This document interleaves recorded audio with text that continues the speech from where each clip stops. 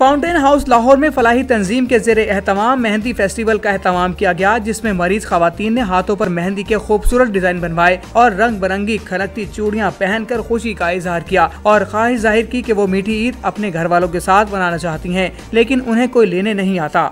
चूड़ियाँ गिफ्ट दे रहे हैं और इसके अलावा खाने पीने की चीज़ें और हमारा बहुत ख्याल रखा जा रहा है और ईद पे हम बहुत खुश हैं। इस तरफ से सब पाकिस्तानियों को ईद मुबारक। हार सिंगार में शामिल है और औरतें ये करती हैं तो खुशी होती है और ये औरत का जेवर है और वो खुश होती है और मैं बहुत खुश हूँ।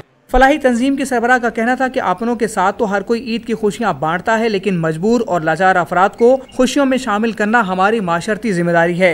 बहुत सारे लोग मेडिसिन के साथ भी ठीक हो जाते हैं, बाज़ लोग ट्रीटमेंट के साथ आपके अच्छे सलूक के साथ ठीक हो जाते हैं। तो मुझे लगता है कि हमें इनको इस तरह से आइसोलेट नहीं करना चाहिए।